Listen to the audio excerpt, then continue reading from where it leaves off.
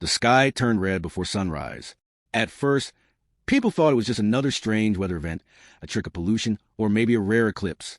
But when the crimson glow spread across continents, when satellites failed to explain it, and when silence fell over every communication line, humanity realized something greater was unfolding. They called it the Crimson Dawn, the day Earth learned it was no longer alone.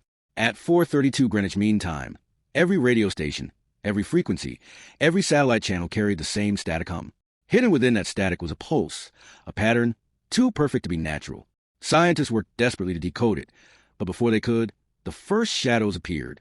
Massive vessels emerged above the Pacific Ocean, silhouettes larger than mountains, their hulls glowing with red light that bled into clouds. They blocked out stars. They blocked out hope, and their arrival wasn't peaceful. Without a word, without warning, the first strike came. Entire naval fleets vanished in beams of impossible energy.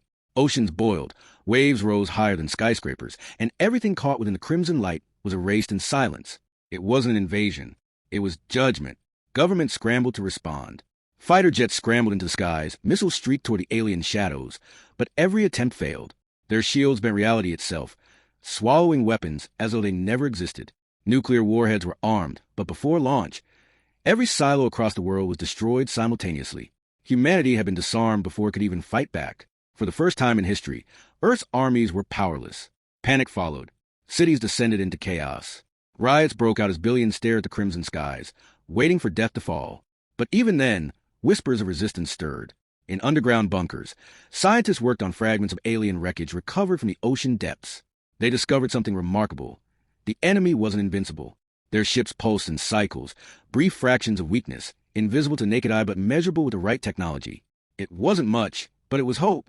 That hope gave birth to something humanity had never achieved before. Nations that had once been enemies united. Borders became meaningless. For the first time, Earth became one tribe under a single banner: survival. Engineers, soldiers, and civilians worked side by side. The Crimson Dawn had not broken humanity. It had forced it to evolve. The counterattack came 1 year later. Hidden in a secret base, an experimental weapon was built. An electromagnetic disruptor designed to overload alien shields. The plan was desperate, the chance of success minimal, but Earth had nothing left to lose. When the moment arrived, silence gripped the planet. The weapon fired into the heart of the crimson sky, and for the first time, one of the colossal warships faltered. Its shield collapsed for mere seconds, but seconds were enough. Missiles struck true. Fire erupted across the heavens. The alien vessel fell, burning, crashing into the Pacific Ocean with a roar that echoed across continents. The world erupted in celebration. Humanity had drawn blood. The impossible had become real. For the first time since the Crimson Dawn, people believed survival was possible. But that victory carried a shadow. The aliens had underestimated humanity once.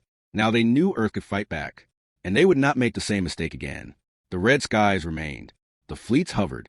The silence of space carried a new weight, not of conquest, but of war. A war that would not end quickly. A war that would stretch across generations. The Crimson Dawn was not the end of humanity's story. It was only the beginning.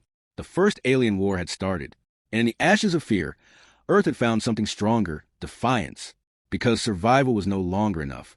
Humanity had decided to fight, but victory was only an illusion. The wreck of the fallen alien ship became both a triumph and a warning. As its burning fragments sank beneath the waves, signals were detected across the solar system, dozens, then hundreds, of new transmissions echoing back. The destruction of one vessel had not weakened the enemy. It had awakened them. Humanity realized the Crimson Dawn was not a single fleet. It was the vanguard of something far greater. In the weeks that followed, strange phenomena appeared across the planet. Skies flickered with unnatural storms. Cities trembled with unexplained quakes, and power grids surged as if something vast was feeding on Earth's energy.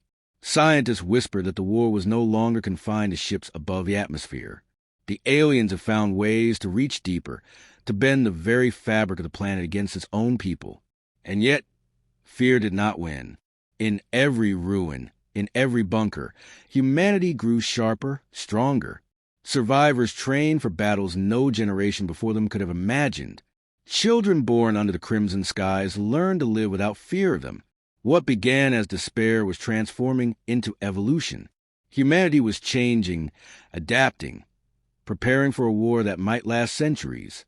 The Crimson Dawn was not just an event.